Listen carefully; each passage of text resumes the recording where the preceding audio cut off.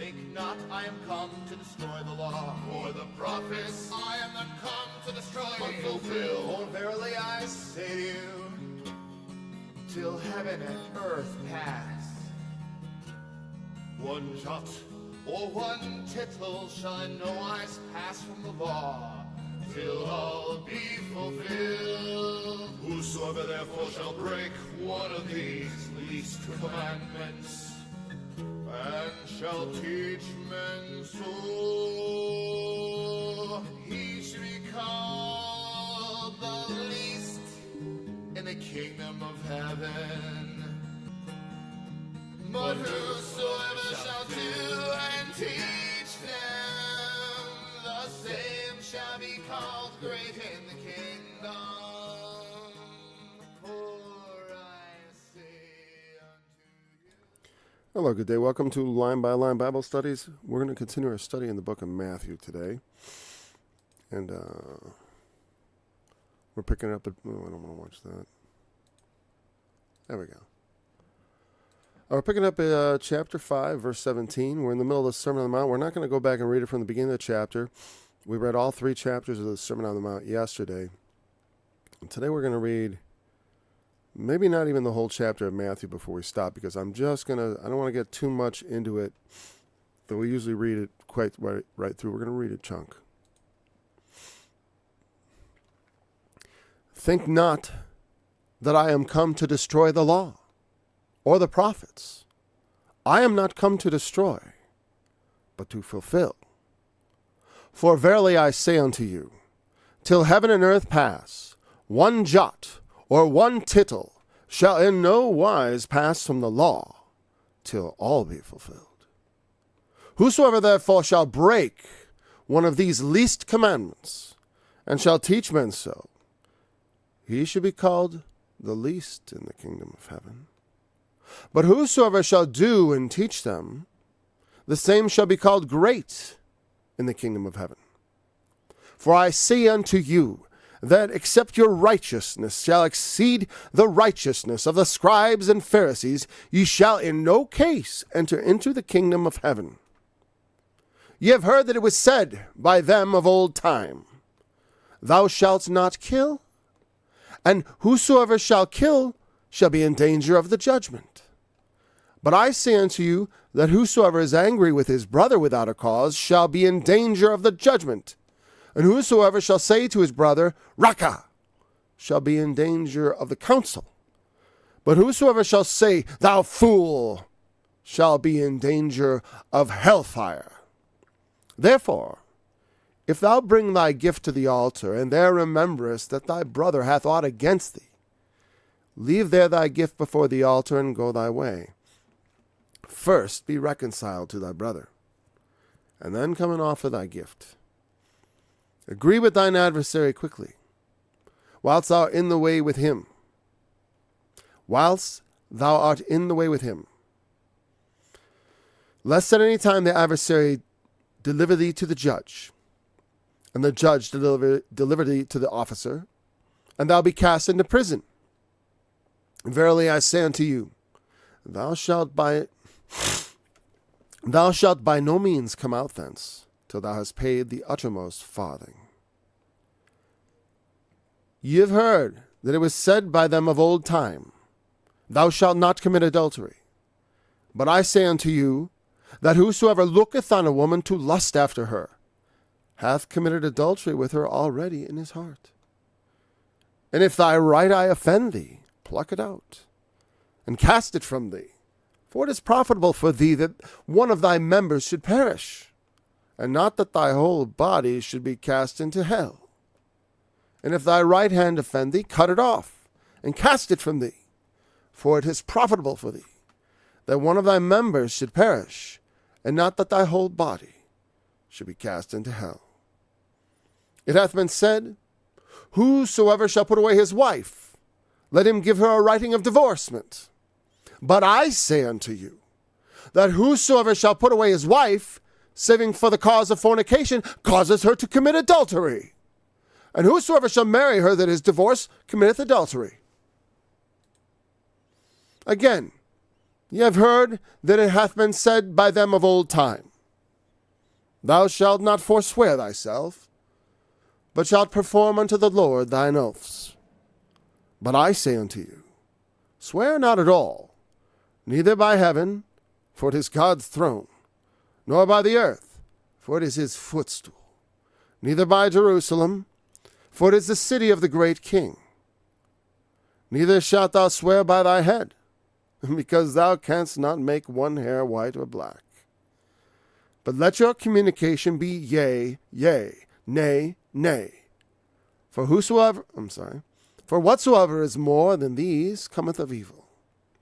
Ye have heard that it hath been said, an eye for an eye, and a tooth for a tooth. But I say unto you, that ye resist not evil. But whosoever shall smite thee on thy right cheek, turn to him the other also. And if any man will sue thee at law, and take away thy coat, let him have thy cloak also. And whosoever shall compel thee to go a mile, go with him twain. Give to him that asketh thee, and from him that would borrow of thee, turn not thou away. Ye have heard that it hath been said, thou shalt love thy neighbor, and hate thine enemy. But I say unto you, love your enemies. Bless them that curse you. Do good to them that hate you. And pray for them which despitefully use you and persecute you, that ye may be the children of your Father which is in heaven. For he maketh his sun to rise on the evil and on the good, and sendeth rain on the just and the unjust. For if ye love them which love you, what reward have ye? Do not even the publicans the same? And if ye salute your brethren only, what do ye more than others? Do not even the publicans so? Be ye therefore perfect, even as your Father which is in heaven is perfect. So I love this because there's an important teaching about Jesus that a lot of people don't get, and it's demonstrated very clearly here. The coming of Jesus, like, this is highly ironic what he says, in the fact that, well, I am not come to destroy but fulfill. He is fulfilling the obvious deficiencies. Paul insists on saying the law was perfect and all that stuff, but it's like there are certain things that, according to Jesus, he said that Moses wrote for the hardness of men's hearts, such as the law concerning divorce. You know? And there is a law concerning divorce, and it is, there are causes for divorce. I mean, like you said, it's saving for the cause of fornication. And maybe when he says angry with your brother without a cause, he means that, because I suppose there is a cause for anger. I always just feel like it feels awkward there. Like, I almost feel like if you're angry with your brother, you need to already be wondering about, you need to be checking yourself. Obviously, there are certain causes for which, but I just want people to be careful as far as, like, we can think we have a cause, but it's really selfish. It's really about me. The cause is about my offense, and maybe it's not warranted because I've taken offense. They haven't given it. And that's happened to me plenty of times. That's why I think in those terms. Anger with your brother is something that the Lord has blessed me to challenge me on. Because your brothers make you angry. And it's something to think about. But hold on. All right, but I want to get to the point doctrinally that what Jesus is doing here in the big picture, you can see his law is so much, turn the other cheek. If you don't do the very least of these things, as I'm reading this, I'm like, you understand, when he talks about one jot or one tittle passing from the law, he means his law, not the law of Moses. As the Apostle Paul taught in 1 Corinthians chapter 3, I agree with Paul 100% on most of it. There are things where he says, well, this is by permission and not by commandment. And I'm like, okay. The brethren, we aren't the Lord himself, so we have sometimes a little disagreement, and that's often the doing of the Lord, because one sees and one does not, because we have to go in different directions sometimes. I don't know. But as long as we're in the critical points, understanding each other, that's the main thing.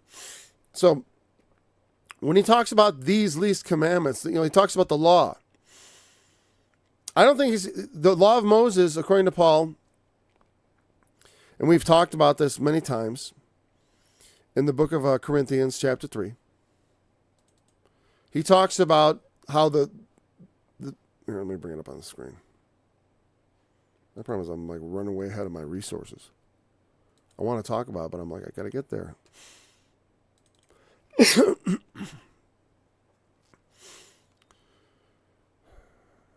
Oh, no. 2 Corinthians. I'm sorry. I always get that messed up. Or is it 2? No, it's 3. 2, 3. Able minute, it talks about the New Testament. Not of the letter, but of the Spirit. For the letter killeth, but the Spirit giveth life. You got to understand the Spirit and what things are said. And going in a very letter of the law, literalistic looking way in the things that Jesus says, especially when he starts saying things that are a little bit, he doesn't mean, like parables and stuff. There's a meaning there that's hidden. If the ministration of death written and engraven in stones, that's referring to the law written in stone, was glorious, so that the children of Israel could not steadfastly behold the face of Moses for the glory of his countenance, which glory was to be done away. How shall not the ministration of the Spirit be rather glorious? For if the ministration of condemnation, which is the law, much more doth the ministration of righteousness exceeding glory. For even that which was made glorious had no glory in this respect, by reason of the glory that excelleth. For if that which is done away was glorious, much more that which remaineth is glorious. Why is he talking about the law being done away? Because when Jesus said the law will never pass, well, until all be fulfilled. And then he says, I'm here to fulfill it. Jesus came to fulfill the law. That's why I say it after every message, because he did. In his teachings, and culminating in his self-sacrifice, he fulfilled the law of what is right and what is wrong. And what is wrong with humanity and what is right. And what we ought to do and we ought not do. And it's like, and he explains it.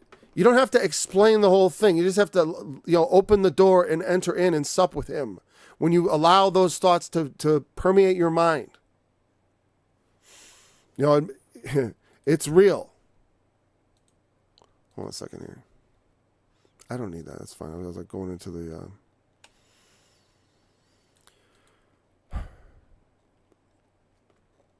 Think not I am come to destroy the law. Why does he say that? Well, because you might think he's come to destroy the law. Like the way he goes around saying, I'm Lord of the Sabbath.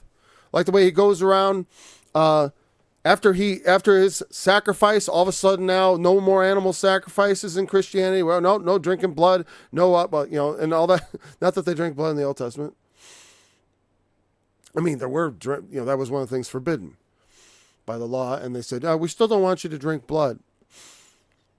But Jesus, one of the points I make is that it says here, till heaven and earth pass. I mean, it's still as long as things are still going on. The law doesn't change.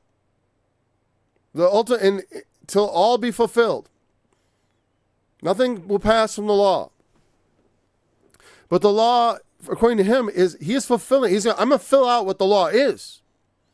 You've heard what it was said in the old times, right? You've heard about that law, the Old Testament. I'm not coming to destroy that. I'm coming to fulfill that and show what it really means or what it ought to mean. Like I said, he said about divorce, Moses suffered this for the hardness of your hearts. Just because there's a law in there about divorce. There's laws in there about slavery. That's how I talk about the law in those terms that Jesus talked about.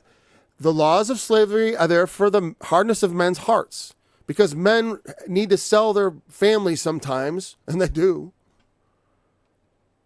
And if they don't, what happens? Maybe they just end up on the street or whatever. It's like you can at least, when you can't sell them, it creates a black market for people. That's the truth. Not that I'm saying, am I advocating for slavery? Well, I'm a slave of Jesus Christ. So I don't really have much to say about it. Whoever you yield your members to obey, that's whose servant you are. Everyone serves something. Sometimes it's just themselves. Well, that's not really the best way to be. Jesus' law exceeds the law. It fills in everywhere where the law is deficient. Paul wouldn't like to say that because he was always really like, you look at that part in Acts where he goes back to Jerusalem and he's suddenly being all, He's doing, they're saying, do all the Jewish stuff and all that. You know, it's like, I don't assume that was a good idea. I mean, didn't it ultimately, he got arrested? I mean, whatever, it's destiny. I have no problem with that and all that, but it's like a lot of stories in the Old Testament. Josiah was a good king, you know, and I don't think, like, you know, like I said, the fact that he went out to battle, I just thought it was like, well, you know, it's not a good idea. Just because the Lord tells you his angels will take care of you, don't be careless. That's not what it's meant to convey. But if you do what's right and good, you can expect good things to come. At least you have hope of good things to come. You know what I mean? You have a reason to hope of good things to come. Till heaven and earth pass, one jot and one tittle. What does that mean, jot and tittle? I've heard various explanations, but, you know, some people, I remember E.W. Bullinger talked about the little tag. There were these little tags. Some people have said, oh, it's the yod and the tejin, which are the small letters in Hebrew. I just take it like the way it sounds in context. You know, not even a little tiny insignificant portion is passing from the law. But he's not talking, but like I said, he is, by fulfilling the law, doing away with the law. And that's what Paul was saying in 2 Corinthians chapter 3, that in so fulfilling the law, it passes away.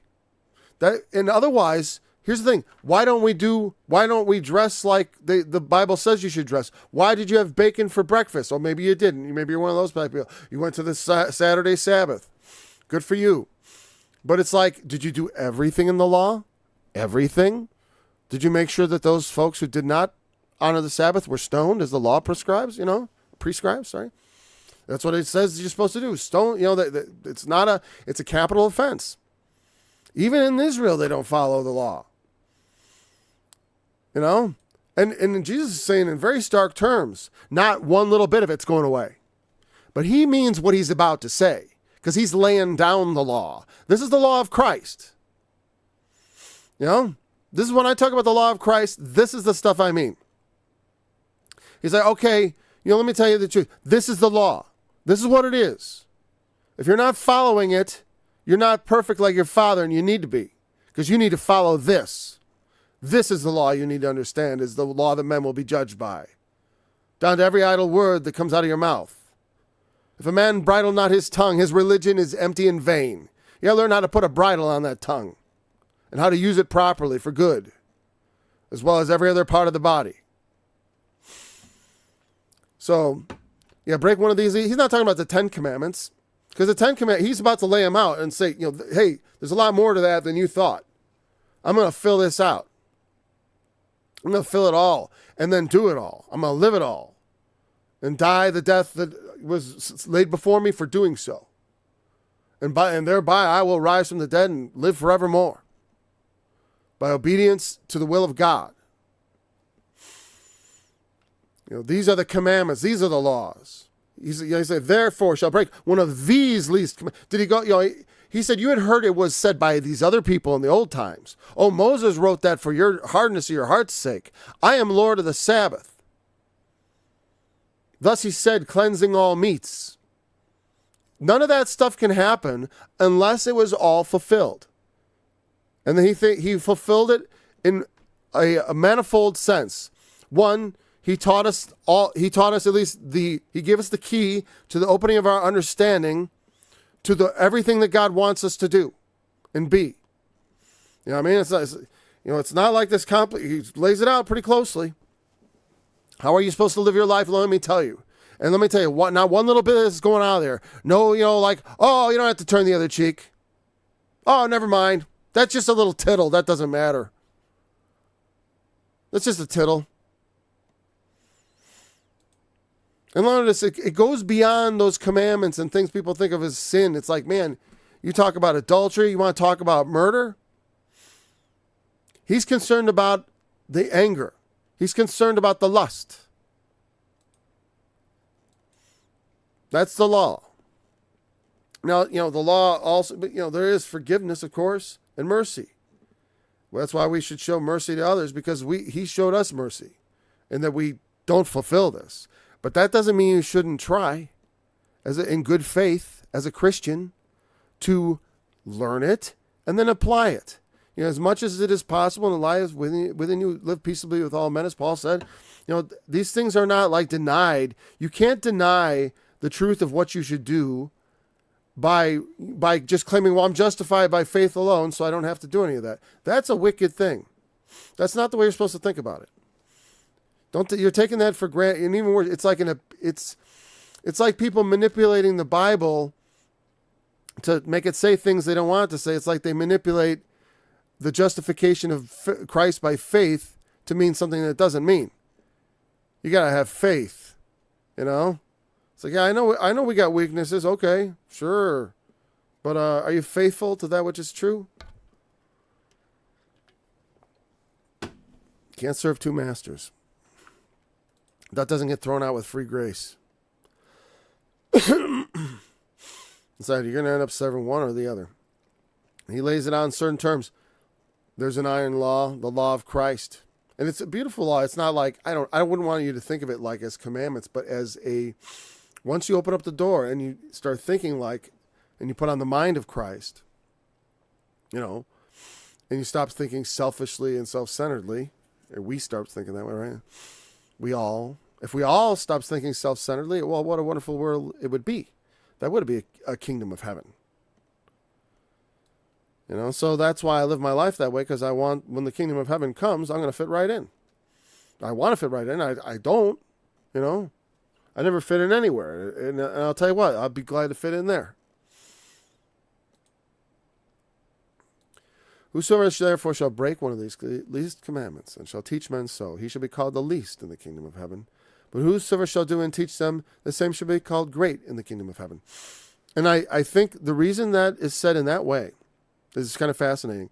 Because one of the things he said about John the Baptist is that, you know, among men there hath not risen a greater prophet than John the Baptist. And then he said something interesting, but the least in the kingdom of heaven is greater than he. And Jesus was very fond of saying things like, the last shall be first and the first shall be last, and doing these sort of reversals. And I think the presence of that sort of mentioning of the least and the greatest, about doing and teaching them. There's I do see a great misunderstanding here that people have. Like I say, they think he's talking about the old law instead of talking about what he's about to say. They read this and they think like, oh, we got to follow the 10 commandments. Like they just take this for, oh, look, I am not come to destroy the law. So that means we have to keep the law. We have to go back to the Old Testament, study the 10 commandments. And then they'll be like, okay, oh, wow. And there's more than 10 commandments. We got to do all this other stuff. You can't please God like that. That's not how you please God. And that's what keeping the law is about, because it's that which pleases God, so that we would be pleasing in his sight. That was the whole point. That's why he put those things in there, so that they would be less odious to him. But the law wasn't perfect in that it provided for things that were odious to God. Like divorce. Jesus taught that divorce is a sin. But the law doesn't condone, it permits it. And I tell you, slavery is a sin. The law even says that it is a sin, that if a man would enslave someone, that they should be put to death. But you were allowed to sell into slavery. And of course, in war, they took slaves, of course. But the point is, all right, if you can't, what do you do with the people then in that world? You know, people are so, well, you just send them over to the welfare office, right? And it's like, no, it didn't exist. And it's like, you got to judge things according to like, well, what was actually going on? If you want to understand what the Bible's actually saying. Like the stuff about the law in the Old Testament. You know, people say, oh, the Bible condones slavery. It's like, it doesn't know, it permits it. It's a permit. It's like, you know, you want to know why it was permitted? Well, you could understand that and get a little more understanding and then maybe prevent it from happening again. Because this virtue signaling people do from a point at which they are not under the same pressures that people were at that time. And they don't know. And in so many ways, spiritually, people do sell their children out. They don't raise. That's why the generations are more and more lost. Because they sell them to the schools. I mean, literally, you just have strangers raise your children. And I'm sorry that for a lot of people that's deemed necessary. It's an awful bondage. We're all under that bondage, man. We grow up in it. I hated elementary school. It could be fun too, but I kind of hated it. I don't know. I know that by the time I was just done, I don't know. The whole thing was a negative experience overall. I mean, there were ups and downs, but I look at it and I'm like, I wasn't prepared for it. And that's a very challenging environment for a small child. Here, just with a bunch of other 5-year-olds, hey, go. And one adult. It's like who has what family has one mom with 30 children? Well, apparently that's all the children in America. It's like, that's really weird. Like most people are like, oh, I wouldn't want to have more than 1 or 2 kids. Okay. That's maybe, I'll tell you what, if our class size was like 8 and they were all different ages, that'd be a lot like what we experienced with homeschooling. And that worked out very well. Then what I'm saying, that's an odd thing. It's like, oh yeah, we'll have one person raise 30 children for most of the day. You know what I mean? Like imagine if someone had 30 kids, right? If someone, you go to them and you say, hey, how many kids you got? And they're like 30. And you're like, you immediately like have a lot of questions. How do you have 30 kids? Oh, I'm a school teacher. There's something about that. How can one person really be looking out and they can't? That's the thing. That's the thing. That format of raising children factory style doesn't just strike me as the best way to do it. I've said that for a long time. All right. Anyways, like what I was saying, the laws have passed away in that. Not that Jesus has brought about a more excellent covenant, a more excellent law. And so, so when he's talking about this is referring to what he's about to say. That if you do and teach these commandments, the ones he's about to lay out. Because why? Because your righteousness must exceed. Remember Paul said the glory that exceeds, that excelleth? That's what he's talking about. You can have a righteousness that exceeds the righteousness of the scribes and Pharisees. Without that, you can't enter into God's kingdom. And like I said, you got to do and teach them. And that is the essence of faith. Because, what does he say? Believe me.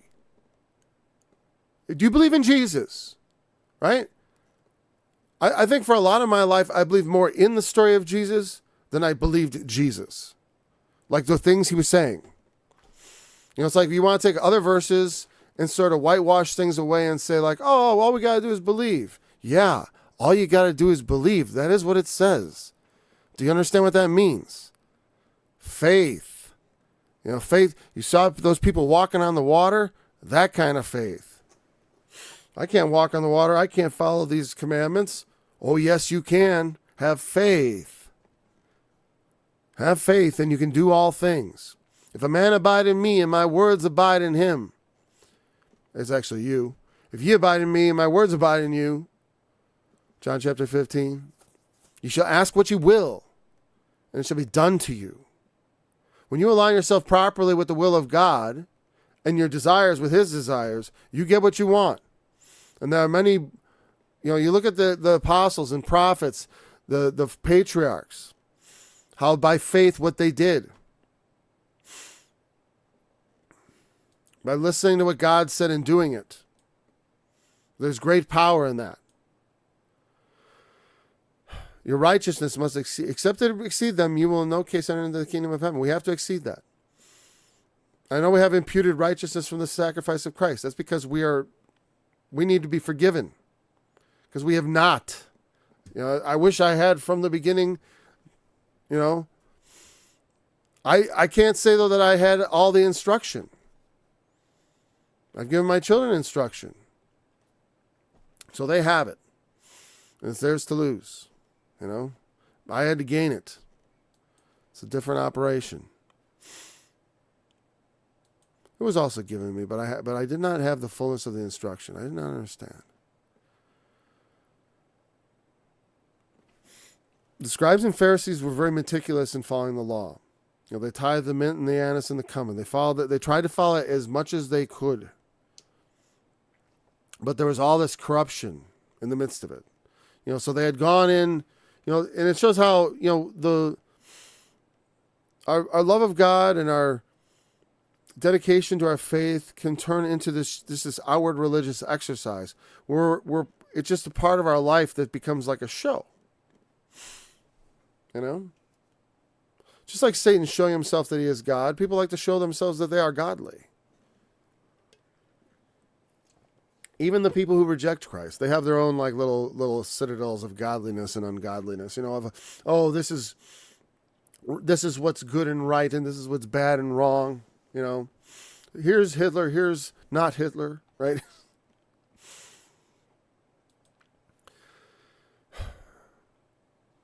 And then he goes on to the first commandment. Well, not the first commandment. Actually, the sixth. It ought to be the sixth, right? Or no, yeah. You've heard that it was said by them of old time, thou shalt not kill. I might be wrong about the sixth, whatever. Whosoever shall kill shall be in danger of the judgment. You know, like, murder is wrong. And you should be careful. And he says kill. You know, people are like, oh, they get all definitional about kill. Listen what he's saying. You've heard it was said not to kill, not to do murder. Okay, fine, no murder. Well, whoever is angry with his brother. You understand what angry is? Angry is a lot less than murder. It's a lot less than kill. It's anger. Because you can kill and it's not murder. That's true. But is it angry? Maybe it is. I don't know. And also, there's a, like I said, this is why we have to rely on our conscience. Because our conscience, I mean, that's what when you meditate on right and wrong, and you seek what's right, the Holy Spirit will speak to your conscience. That's what we have to pray for, because you can find what is right. You know, if we study to show ourselves approved, and we listen to his word, and measure it. Whoever is angry with his brother without a cause. I thought in my companion Bible, it literally said, and this is so important to me, I'm going to actually look at it, because I already mentioned that when I did the song, I actually took the without a cause out, and I know that may offend some people, but I thought, well, you know what? It's always implied there's a little bit of a matter of conscience on some things when you get down to things like, you know, angry words. Because, I mean, angry words can be very hurtful, especially from like a father to a child or something like that. Here we go. Not to break one of these commandments. Thou shalt not kill. Okay, yeah, whosoever is angry without a cause. I got a line through it in my Bible. So, according to this, okay, he has omitted by the LT trim AWHR. I can't read that. Apparently, some ancient copies of the Bible don't have that without a cause in it. And the more I looked at it over time, I thought, you know what? It doesn't belong there. Because, you know, it's like, you're in danger of the judgment is what he says. All that means is like, hey, when you're angry, you better be careful. And I don't like the without a cause. I don't think that Jesus actually said that. I'm going to say that. Whatever. Or whatever. You know, a lot of people say Jesus didn't actually say that. You know, it is a remembrance. It is a reckon. And it's like, that seems like something someone might have written in the margin. And then somehow it just got crept into the text. And that's the kind of you know, when I talk about where are these things that have changed in the Bible that means something. And this is one of them. There's a discrepancy here between a couple texts about whether or not without a cause belongs there. I don't think it does, because when you come to the judgment, that's your chance to plead your cause. And so you've got to mentally enter into judgment when you are being angry. You got to say, is this good anger? I need to control this no matter what it is, because I'm in the judgment now. You know what I mean? I'm in the judgment, and I need to be careful about how I'm angry. You know, sometimes there are causes for anger, and that's why they will let that creep in. They're like, without a cause. But then that leaves room for self-justification. Don't try to justify yourself because, like, well, I'm angry because blah, blah. It's like you gotta enter into judgment first, then find out if you had a cause. I mean, use your judgment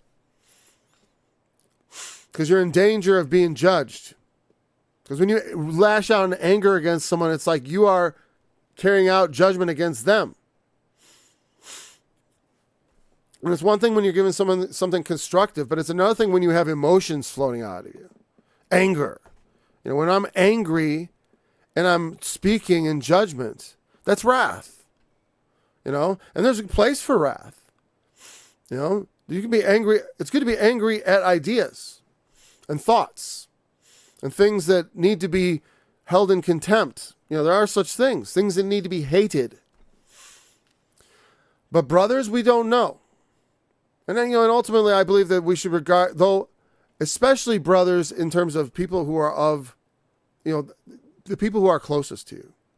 A brother is someone who's close to you. And in some ways, your neighbor and other people, often it doesn't apply to them. Well, neighbor does apply, right? Because neighbor is the next relationship out. But like to the stranger, so to suppose, there's a different protocol.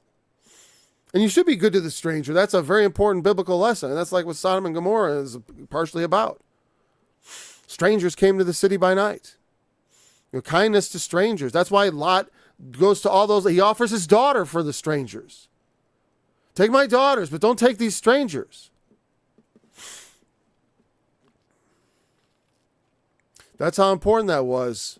That's actually a really important lesson.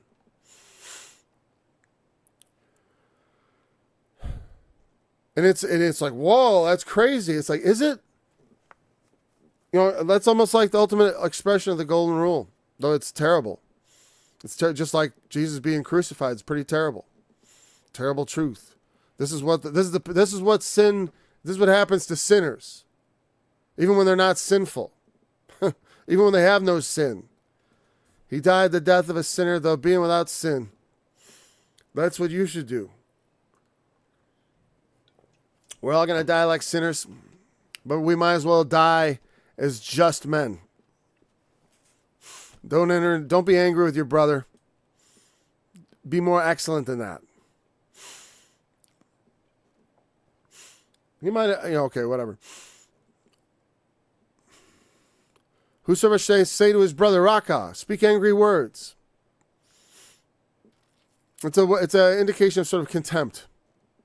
Let's see what they say in the good old Bible Hub.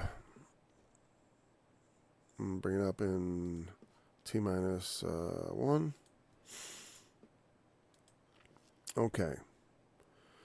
Want my King James, Strong's King JV. And Anger and Reconciliation. Nice title. The Danger of the Judgment. Raka, there we go.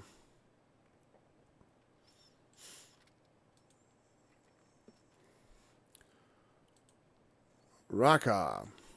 Empty. This expression of contempt. Yeah. No, I think one of the biggest mistakes I've ever made as a father was an idle word. One of my sons, I was working with him, and he was too young to help me do what I needed to do. And I didn't say it with contempt, but I just said, you're useless. And I didn't think, because I was frustrated and all that stuff, right? And I didn't mean to hurt him, but it hurt him. And I felt terrible. And I wish I hadn't done that. But it's a good lesson to learn. It's like, you shouldn't say things like that. They hurt people. That's the kind of thing for which men ought to be brought before councils. That's why I look at that as like the depth of the depravity, right? When you're angry, you got to be careful. You better judge, because you could be brought before a judge because of your anger. It's not literally, maybe. Because that's what happens. It does end up there, right? You end up before the judgment. Maybe, you in anger, you lash out and you don't mean to it, but you knock somebody down and you kill them. I know, I've heard stories about people like that. Someone comes out of a bar to take a swing at someone. Maybe they're just goofing. That's even worse. Foolishness. Well, that was the next one, right? Thou fool. Well, did I bring that up on the screen or not? I don't did I bring this along? I don't remember that. Yeah, I thought I did. Well, if I didn't, here you go. An expression of contempt. An Aramaic expression. That means it was not in like pure Hebrew. It was the lingua franca, as they say, the common language of the place at the time. which is more like Babylonian, Syrian, Syriac, or whatever they call it. I'm not a languages expert, but I just know that there's a little bit about that. Okay. Thou fool shall be in danger. Okay, yeah. And then again, Raka, in danger of the council. It's and I take that as level of transgression. It's not necessarily he wants us to set up councils. Don't be all literal minded like that. He's just talking about this is bad, this is worse, and this is terrible. And thou fool, moros. It's like and that's the Greek word. I mean, we can look at the word, but it's not important the specific word chosen. And I'll bring it up. But it can be a lot of things. It's about the spirit in which you are dealing with your brother. It's not the spirit. This is not the spirit of love. It's the spirit of contempt. And the spirit of, you're a fool. You're not someone who can be reasoned with. Dull, stupid, foolish. I thought stupid was a good word. Like the idea of this is a sottish people who are dull. Well, again, and maybe that's the thing. It's like to call them that. It's one thing to say something is stupid and to tell people not to do stupid things. But when you're doing it, it is one thing to just say that as a matter of, this is thoughtless. We need to think hard about this in that sense. Like, right? We can be critical. Jesus is, critical. But the point is more about the contemptuousness and the anger. It is. So, and what I say is you got to be very careful. And maybe it isn't even, honestly, in some ways, maybe I got it wrong. Maybe the anger is the top and it gets smaller. Because maybe it's inverted like that. Maybe this is the least thing. Because, he says, every idle word shall men give account. And maybe calling your brother dull or stupid is the least. And then saying raka, worthless, and then being angry at him. Maybe it's an upward scale in reverse, which would kind of make sense to me because then the final one is hellfire. And what I'm saying is because, like I said, he judges down. We need to judge everything down to the minutest, not in the sense to condemn, but to build towards righteousness. It's like that's how you build to righteousness is you go for the most perfect expression of what's right. It's like I know I can't do that, but I should understand what that looks like. I need to understand what that looks like. Otherwise, how am I supposed to follow it? That's what I'm doing as a Christian. I have faith in Jesus. So I take his words very seriously. He says stuff like this. I'm like, okay. So Paul, you don't have to. You just have to have faith and then you're saved because but it's an insurance policy. No, it's not.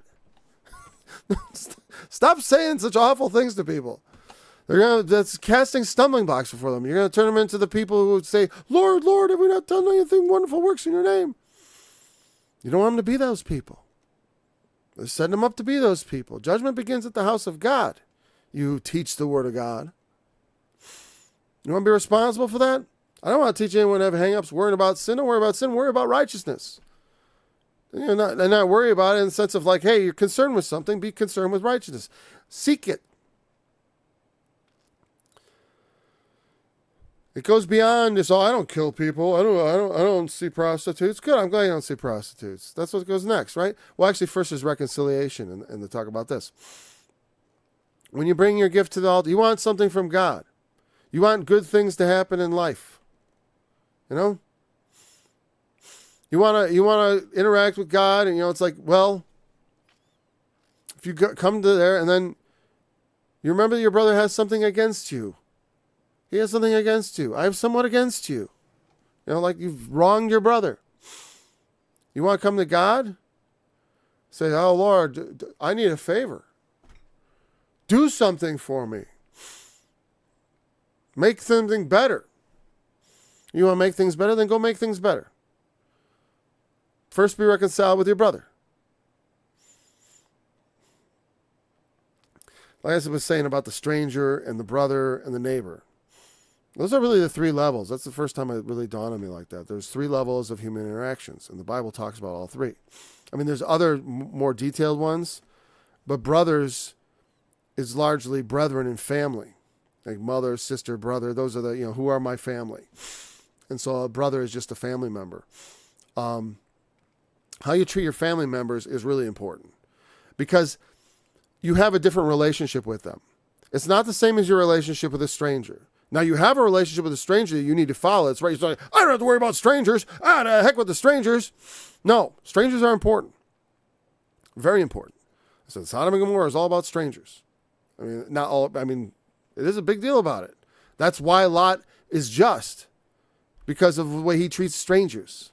I mean, as far as like, that's how I figure, like, why does he do what he does? Someone asked me, an unbeliever asked, that's terrible. He offers his daughters. And I'm like, yeah, I never thought about it from the angle. Then I was like, how is he just Lot? It's like, because we should protect strangers from people who would hurt them and do crimes against them because they're strangers. And just take advantage of them because they're strangers. Who cares? They're strangers. It's like a couple of drifters coming in. And so we should, you could say, well, he should lay his own life down for it. Well, you know what? To a man, a daughter's life is more dear than his own. Let me tell you that. And I think that's why he also offers his daughters, because it's like, you understand that the story. And I'm not saying, could I have done that? No. But you're thinking about literal things, like the literal thing, instead of the spiritual meaning of what the story is telling. You're too worried, you're transferring it to your own personal experience, and you get caught up in that.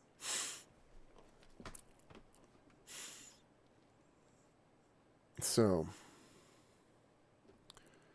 leave there thy gift before the altar and go thy way. First be reconciled to thy brother. That brother relationship, the family relationship, is unlike the relationship with your neighbors. I mean, we just have more interactions with family. We have more responsibility to the family. It's like, so there's a certain kind of thing where, like, brothers have a particular relationship, and when it's broken, that's not good. It should be reconciled. You don't necessarily have to reconcile with a stranger because they're far off. As long as you have good relations with them, it's like, it's not something that's very often a matter. But brother relationships are all the time. And on a higher level, we want to think of all, just like Jesus characterized our neighbor as the person who hates us. Love your neighbor as yourself. So the stranger is the brother from another mother. It is also should be regarded with sacred intent. We want to have a holy outlook on all men. And so, brother, it's used in a symbolic sense, but it's a way of behaving that goes beyond just the way you treat your brother. How do you want the stranger to treat you? Think about that, right? Love your stranger as you would want to be loved as a stranger. Agree with thine adversary quickly, whilst thou art in the way with him, lest at any time the adversary deliver thee to the judge, and the judge deliver thee to the officer, and thou be cast into prison.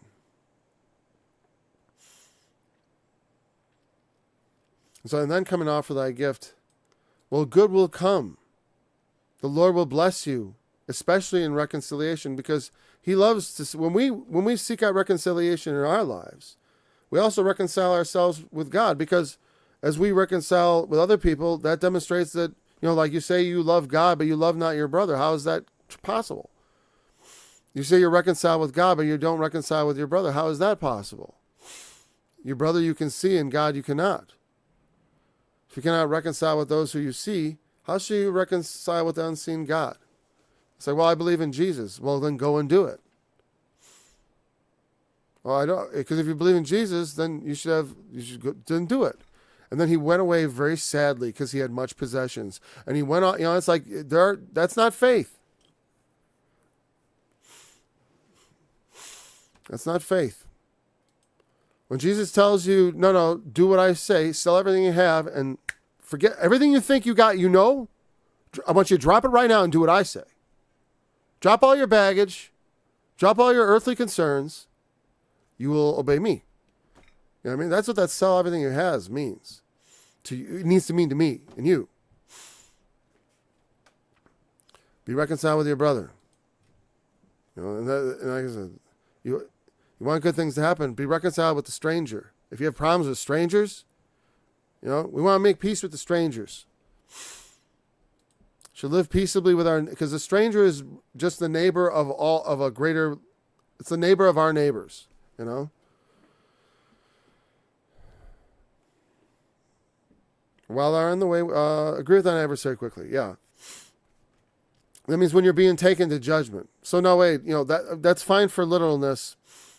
We understand, hey, if you can settle out of court, right? Make an agreement quickly. I was trying to think, there was a good example of this recently. I'm trying to remember. Hold on a second.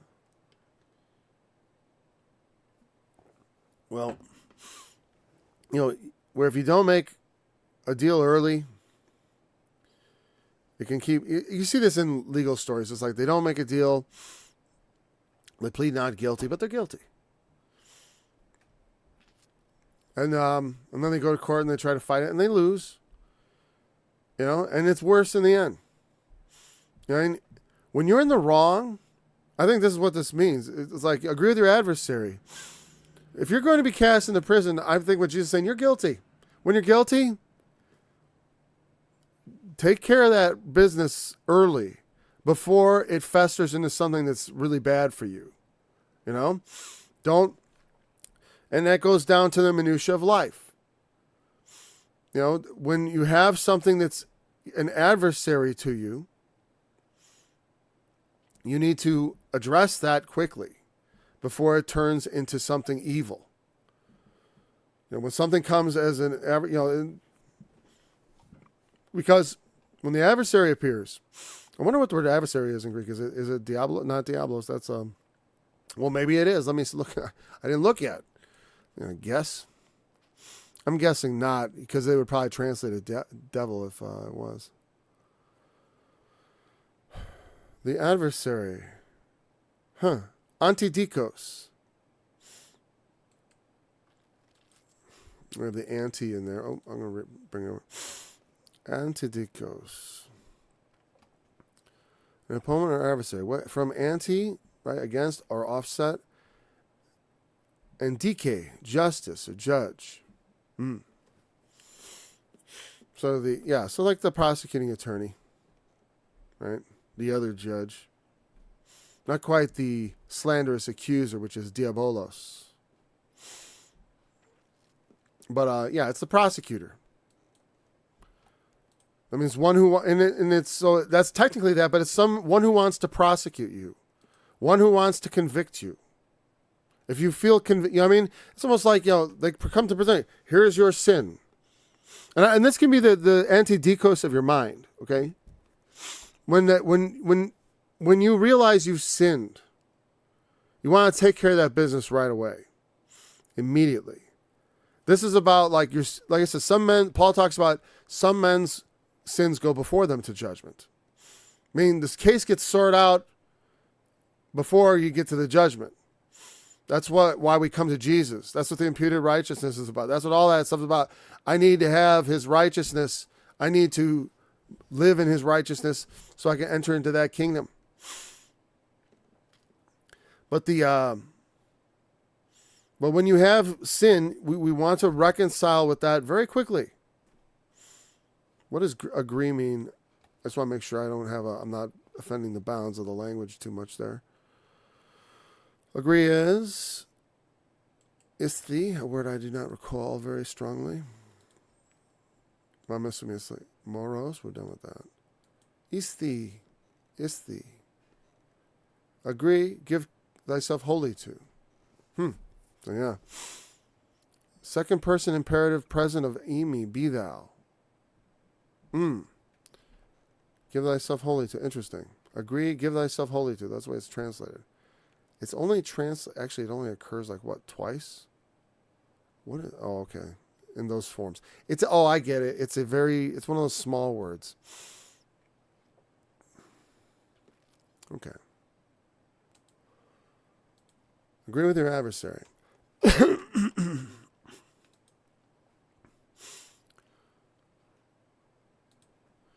So that's fine. Things will get worse and worse when we do not when we're confronted with sin and we are guilty. You want to deal with that now. We don't want to keep living in sin till we get to the judgment. Because that will be, again, you look at those people who died in their sins. Jesus talks about, you shall die in your sins. It's like that. That was struck me as something I don't want to happen. Especially if like I'm dying while I'm sinning. Not just like I've been a sinner. But like I'm actively living in sin and now I'm dying in the midst of doing something really dumb. Not good. We can be cast into prison. That's another metaphor. Now, we didn't talk about hellfire much. Because like I said, mostly that's the ultimate judgment. Hellfire is Gehenna of fire. It's not the same. I don't want to really get distracted by the technicalities of the language, but it's not the same thing as Hades. And Jesus in his teachings, it makes it clear that is sort of not Hades. It's talking about death in this life, and Gehenna is talking about like ultimate destruction, ultimate death, the second death, as it's called in the book of Revelation. It's the ultimate end of consciousness. It's the forever death. Okay, and that's what it is. It's like when we got to understand, we need to be ultimately righteous to live forever with God. You want to live forever? And say, Paul, well, wait a second, we can't do that. It's like, well, don't you all believe you're going to be perfect when you get there? There'll be no more sin, right? Everyone's going to be, we're all going to receive this ultimately, right? Well, believe in it now. I don't know if I can believe it. There's too many temptations in the world. Oh, no, believe in it now. Don't be unbelieving. Don't yield to temptation. The Lord is merciful and gracious. He knows our infirmities. He knows our weakness. He understands how ignorant we are, even. But we could be judged for the things we do, and so we best be careful. Because God is not to be mocked. If we give ourselves to evil, we'll find ourselves in front of the judge, and we'll find ourselves cast into prison. So that's almost like a little parable about what he had just said. Verily I say unto thee, thou shalt by no means come out thence till thou hast paid. You're going to pay for it's going to be, and that's a thing. What he's saying there is, the judgment of God is just. It's got to, you don't get away with anything. You pay the uttermost farthing, not one jot, one tittle. Whatever I tell you got to do it down to the very T. You're going to pay the uttermost farthing, the very least detail. Every idle word shall men give account in the judgment. And I said, if a man bridle not his tongue, bridle that tongue, because every idle word counts. And not that God's doing this story about your sins, your things. We are his workmanship. He's working on us. He is molding us and shaping us. He's speaking to us. He's telling us the truth. This is what you need to do. This is the way. Walk ye in it. I am the way, the truth, and the life. The life. No man cometh to the Father but by me. This is the way. You must go in the right way. You can't go off to the wrong way and expect things to turn out right. And it's a way. It's a traveling over time.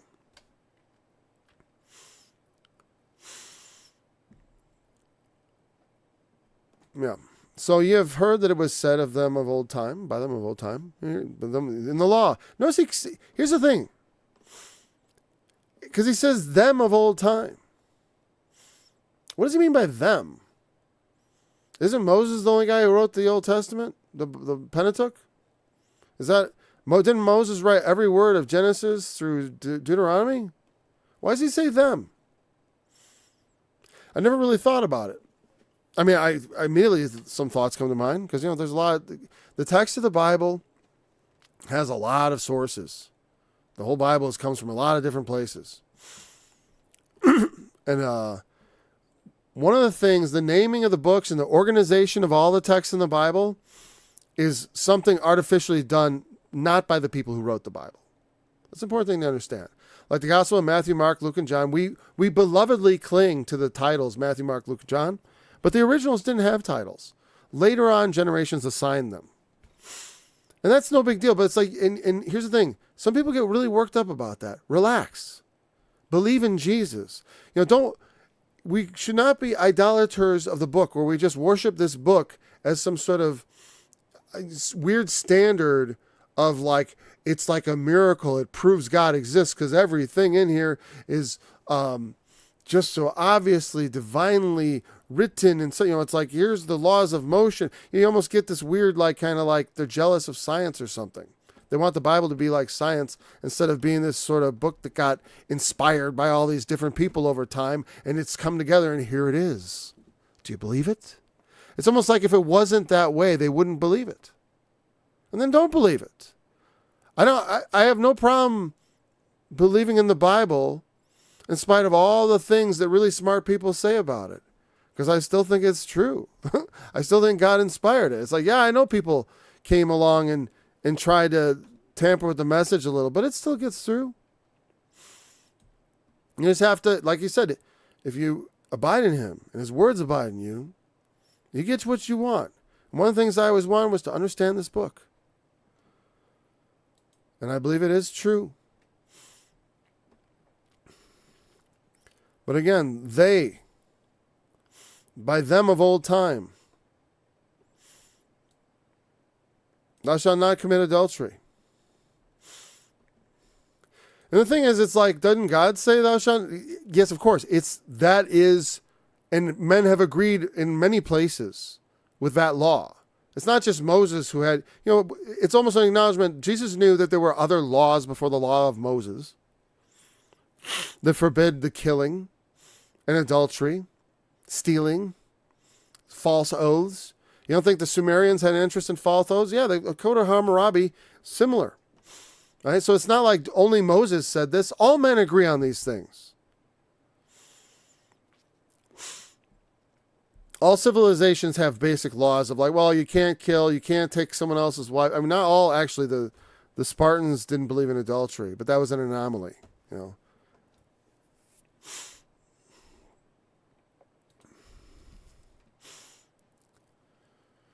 Thou shalt not commit adultery. But I say unto you that whosoever looketh on a woman to lust after her hath committed adultery with her already in his heart. That's a heavy standard. When you look on someone to lust, with sexual desire, you're already committing adultery. And again, it's like I said, it's a lot like being angry and pulled into judgment. And also because I'm older, it changes. It's like women's beauty shouldn't be dwelt on. It's a fine thing. You should look rather for a beautiful spirit for someone to be a wife. And then you can have a woman and it'll be pure. You don't have to lust and be tossed about in places. It's very difficult to find a good spouse these days. But if you're patient and seek in the right places, it can be done. Whoever looketh on a woman, and if thy right eye offend thee, pluck it out and cast it from thee. For it is profitable for thee. Is your eye causing you to lust? I doubt it. And again, I take this like, this is why I don't have a problem with Jesus saying at the end of the Gospel of Mark that they will pick up serpents and they will drink poison. Because you shouldn't take that literally. I mean, it is literally true in a certain sense, meaning that things that might harm you, including like serpents and whatever, like I have that kind of faith. I mean, I'm not going to put my hand in a snake's pit on purpose, like foolishly to tempt God. But if I'm being thrown into a pit of serpents, like Daniel, for standing up for what I know to be the truth. If I'm doing that and I'm thrown into a deadly situation, I trust the Lord that I will live, that nothing can hurt me. And I mean that in the sense of that fear not them that kill the body and afterwards they can't do anything. I keep my integrity and I believe in the resurrection of the dead. And that we got to stay steadfast to the very end, to believe. That's what believing is all about. It's to the very death, to uphold the righteous standards of Christ as he did, not to step away from it. And so when I look at right eye offend thee, pluck it out. I mean, your eyes don't make you offend. It's your heart. Maybe it's not your heart, whatever. It's whatever offends you. If whatever extreme you have to go to stop it, do it. And whatever causes you to stumble, take it out of your way. That's what it means. When he uses these extreme things like pluck your eye out, cut your hand off. Again, he speaks in parables. God speaks in parables. Jesus speaks in parables. And he says things that are hard to be understood. That's why people, they go, oh, they believe it for real. And they're like, that's crazy. And they walk away. That's the point. Some people think it's crazy. I bet Matt Dillahunty had a lot of fun with this. If you cut off your hand, blah, blah, blah, blah, blue. You know, right. You're not taking it seriously. You're taking it literally. That's a children's understanding. That's why we don't put these verses into children's Bibles. Because they have to be taught with a mature mind. That's how serious sin is. That's how serious adultery is. You want to stop it. You want to put a stop to it. Also, the same thing with the hand. I look at that as sort of like steel. But also there's other things the hands do. Like taking marks. What your eye looks to has to do with your lust. What your hand does it has to do with the fulfillment of lust. I put my hand, I want some. I take some. I see it. I want it. I take it. I grab it. You need to cut that off. It's like, I want something. And this is with a lot of sin. It's like, I want it. Okay, well, I'll go do it. See, no. You have to cut that off.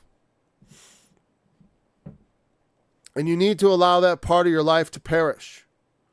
Crucify the affections and lust. They must die. You know what I mean? There are parts of me that need to be cut off and killed so that I can live. The parts of me that's sin dwelling in me. Any sin dwelling in me has to be isolated, identified, attacked, cut off, killed, and die. That's what it means.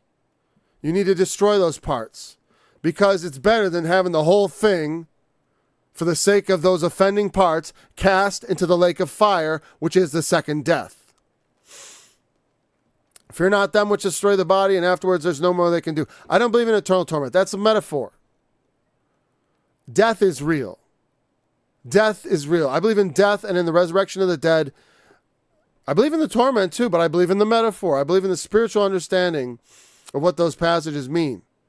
That the lessons we have learned, the things that living through the knowledge of good and evil is going to work something in us. That when we receive our new bodies will make us more like God. And we will be conscious beings on a new level. And that's a resurrected level.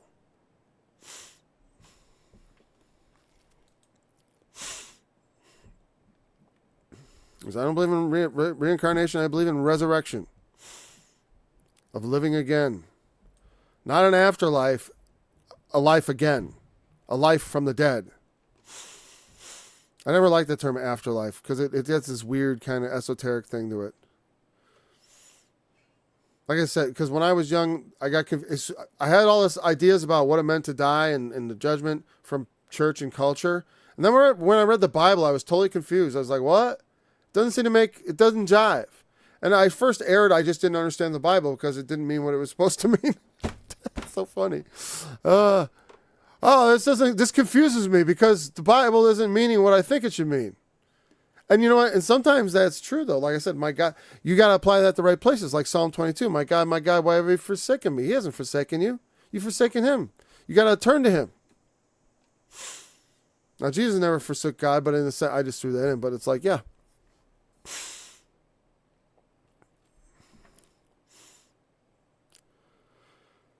Yeah, we fear not him that can throw both soul and body. The whole body is put for the whole person here. It's not just talking about your body being cast. He means who has power to cast into Gehenna. In the teachings of Jesus, Gehenna occupies a very specific place. It's a place where your body goes to be destroyed along with your soul. God breathed into man the breath of life, and man became a living soul. That is what it means to be alive, to be an embodied spirit. Disembodied spirits aren't the same. You don't want to be a disembodied spirit. I don't think disembodied spirits are real. They're only real when they come into a being. You know what I mean? Like we flow around, our minds, our collective minds are like the spiritual realm in which the spirits run around. And they possess people. You know what I mean? Like these are ancient ideas. It's like, but you see it in the world. You observe people under possession, people, you know what I mean, of a certain mindset and such. And they can be quite, as they would describe, demonic. You know what I mean?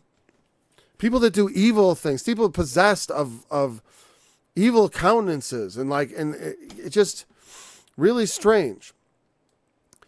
But it definitely runs through people. And it's observable. It always has. It has been since ancient times.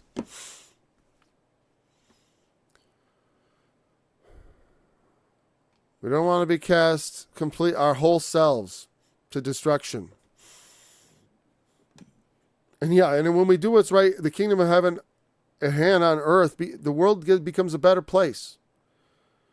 We have a more abundant life even now when we obey it now. The sooner we obey the words of Jesus, the sooner good things happen. And that goes for the individual down to all men. If they would. But if they don't. And I fear the prophecies are true. They won't. And the destroyer will come. But then cometh the Lord. You know, I trust that. That's why I will fight towards that. In the Spirit, we wrestle not against flesh and blood. It's got to be done in the Spirit. Because that informs our actions. Now, not that we just like spiritually, I don't mean this like, I mean in the way we live our lives. The Spirit entering into the body, and we're souls now. We're conscious. We have agency to do what we're told.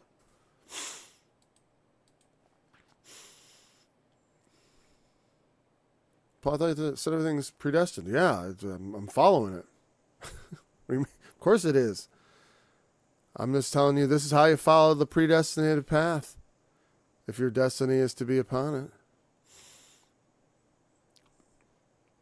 So, and he says, again, whoever puts away his wife, saving for the cause of fornication, if she wasn't a virgin, that's what that means. Now, as I always tell people, in the practical sense, if you married someone and you knew they weren't a virgin, that doesn't count. You already agreed to it. That's baked in the cake. It's like if someone marries a widow, I guess, because in a sense, because that sin is death. And when they should preferably have come to the Lord. I mean, if you're a Christian looking for a spouse, if you're marrying someone who's been a fornicator, they need to have turned from that. And I wouldn't want it to be something they just did for you. You know what I mean? That's something, and then it might be an okay idea. Especially if you're a fornicator. I was a fornicator. It's like, so it'd be wrong for me to go around demanding a virgin, as far as I'm concerned. And so with, anyone who's, but again, if you marry someone who has never been with someone, then good. And I hope you better treat them right. And be, they were true to you, even if you weren't true to them. That's a burden that it would, you best take up and make sure you do right by them. I always said that, same thing with when a young man humbles a maid, as it said, he should marry her. That was the law. That's a good thing. But of course, it's better that a man humble not a maid and that he waits. Whosoever shall put away his wife, saving for the cause of fornication, causes her to commit adultery, and whosoever she shall marry her that is divorced, committeth adultery. We're saying adultery is really sin. Moses wrote it for the hardness of your hearts. He'll say that later. Maybe not, that Moses wrote these things, but from the beginning, God did not intend it so. That's the message of Jesus. That the law of God exceeds the law of Moses. The law of Moses is made up of commandments which are, some of them made because of the hardness of men's hearts. Even in the text of the law, when you read it, you realize there are Moses and these other judges judging things. And so some of those judgments, they have God's authority. But are they directly from God? Well, only if they're right. And the law is true and good and it's a schoolmaster, but also you have to read in the right way. like I said, it permits slavery. Does that mean slavery is good? Does everything the law permits, is it good? Is it right? The law may be just, but it has to make justice in a world of wrong, a world of good and evil. Not every crime is going to be the death penalty. And it's like, but according to the Lord, in some ways, it is. Crimes against the conscience we're not worthy of consciousness when we do not, and that's why that's what it is to be alive. We're not worthy of this if we don't use it to do good and to seek good, especially when it's shown to us. Okay, now we're at the forswear yourself. I don't want to try to rush that. We've gone an hour and 15 minutes. That's enough for a study. We got through the adultery. And this is what got John the Baptist in trouble. Because it's not lawful for you to have your brother's wife. Because people would use the divorce laws to because the divorce laws in the Old Testament are actually very permissive. He will give her a writing of divorcement. If she displeases him, he can divorce her for any. They had no fault divorce. And I don't necessarily believe you should have. But the thing is, that was actually very devastating. Because a man could just no fault divorce his wife. You know what I mean? It's like, no fault of mine. You're done. And it was to sort of help keep her in line, probably. Because these days, when they have all the power, now men are afraid to be married. When a man could get rid of a woman because she didn't please him, that was very advantageous to the man. Now, according to Paul, you shouldn't be. According to Jesus, no. You shouldn't be able. You gotta work this relationship out. And because there is a good reason to enable divorce. It's like so he doesn't kill her. That's why there's like these weird things in the law compensating for things like if slaves run away, the fugitive slave law in the Old Testament. Basically, if someone ran away from his master to another town, he gets refuge. He lives with you. You can't deliver him back to his master. When people run away from situations like abuse, there's provision for that. Because it was a rough world. And that's why they permitted slavery, because, like I said, what do? You can't feed your family. It's not like there's a safety net or something. It's like, well, there should have been a safety net. It's like, well, walk a mile in another man's shoes. That was a different world. There was no mechanism for that sort of thing. And this was the mechanism. That was the social safety net. You sell your children to your neighbor, to your rich neighbor. And there was regulations about that. A male sold to him could only 7 years serve. A female, he wasn't allowed to put her out. That's because a woman is not as, in that ancient world, a woman on her own was almost unheard of. She needed a family. Just because that's the harsh world they lived in. Anyways, so those things were by permission. They're not like, this is what righteousness is. No, Jesus teaches us what righteousness is. And you can also glean it from the law because it's there. But you have to have the right mindset. When you look at a righteous mindset, the mindset of Christ, to understand, what that actually looks like. That's why we seek it. Anyways, thanks for joining me. We'll look forward to being back again tomorrow to do some more of the Sermon on the Mount. And we'll begin talking about oath keeping. Until then, remember the testimony of Jesus is the spirit of prophecy, and he is the fulfillment of the law. Think not I am come to destroy the law or the prophets. I am not come to destroy but fulfill. For verily I say to you, till heaven and earth pass, one jot or one tittle shall in no wise pass from the law, till all be fulfilled. Whosoever therefore shall break one of these least commandments, and shall teach men so, he shall be called the least in the kingdom of heaven. But whosoever shall do